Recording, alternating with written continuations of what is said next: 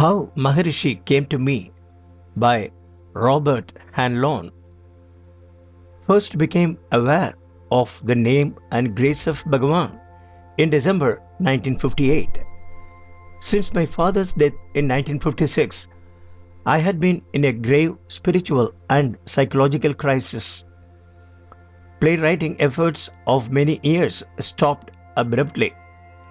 I then worked as an advertising copywriter until the unconscious weight of the identity search made any job impossible. I started taking a variety of drugs rather heavily and began an intensive reading of Freudian and mystical literature with the emphasis on Zen and yoga. As if miraculously, financial help from a new wealthy friend began at this time and made the total search for self economically feasible. Gradually, I started to meditate in the Zen tradition, not knowing that already the real presence of the divine lover was dictating my most stumbling efforts. I was using the koan, what was my original face before my father and mother were born.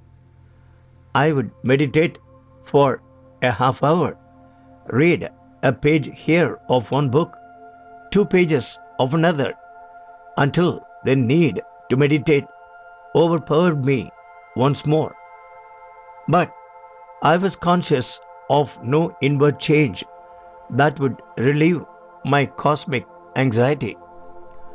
I was overwhelmed by doubts that I could ever break through to the certitudes of immortality and the spirit.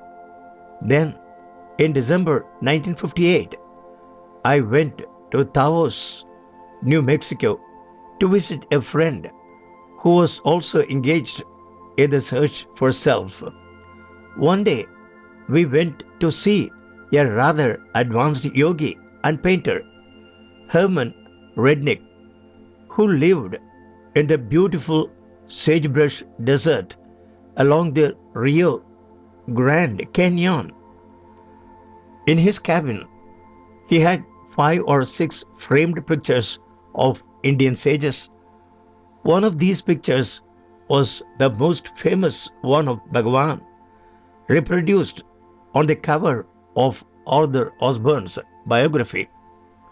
Looking at it, I felt as if I had been waiting to see it for 10,000 years. The absolute serenity, sweetness, and love in his eyes overwhelmed me. For the first time, I knew there was really something to be discovered, and that here was my guide to the promised land. Tears came unbidden to my eyes. I was also conscious of powerful vibrations in the cabin which filled me with exultation.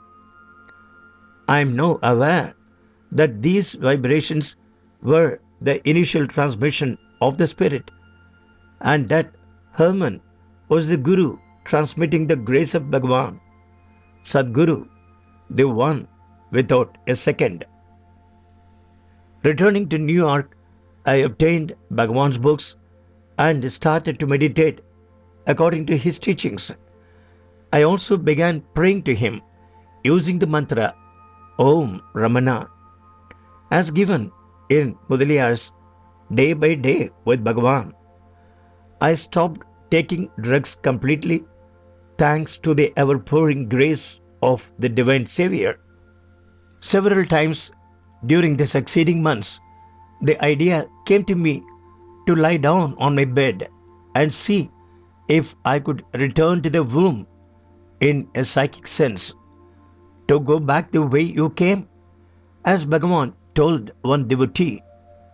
These attempts had no results until the 22nd of December 1959. This time, at noon, I was immediately conscious that something extraordinary had happened. that in some inexplicable way I had returned to the womb, although I was still completely conscious of my surroundings and adult identity. Then the question came, where did I come from before I was in the womb?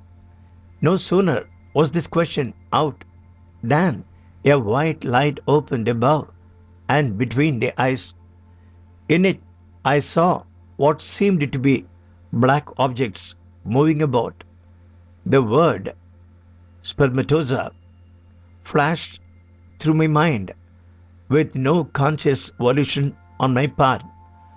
I was not familiar with St. Augustine's statement of the Lagos spermaticus until several years later.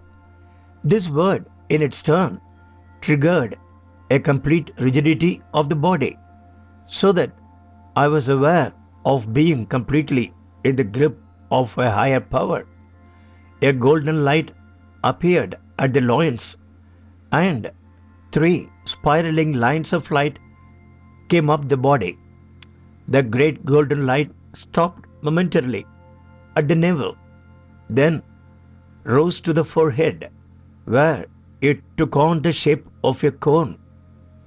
My whole consciousness went through the horn, and I was immersed in the ocean of bliss. Immediately I said, of course, I remember. This is my original face. After a very short time, the consciousness came back into the body, which was now all white. The golden horn lingered for a few seconds, then came down again into the navel and on back to the loins. I now understood the significance of the myth of the unicorn. Still, such is the obstinacy of the ever clinging ego. Despite this overpoweringly blissful rebirth of the spirit, which transformed faith into knowledge, I had no certitude that the spirit which had led me to this beatitude of light was truly Bhagavan. Thus was I questioning several nights later, how do I know it is Bhagavan who has rescued me from my ignorance and not simply any familiar spirit?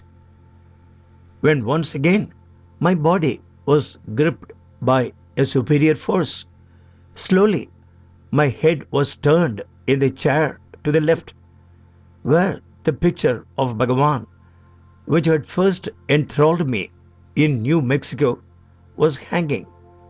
My gaze was held rigidly on the picture for some time, while the thought came to my mind from an inner voice. Now, do you see? Now, at last, do you see? Now, at last, I saw the power of the holy name of Bhagavan Sri Ramana, the beatitude and salvation in his holy gaze have been my surety and bliss since that day. To me, now, all life is a countless succession of Bhagavan's favors. Many extraordinary things have happened daily.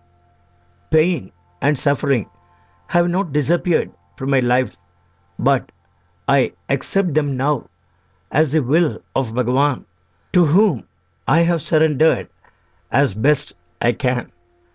I am conscious at all times of the real presence of my Savior.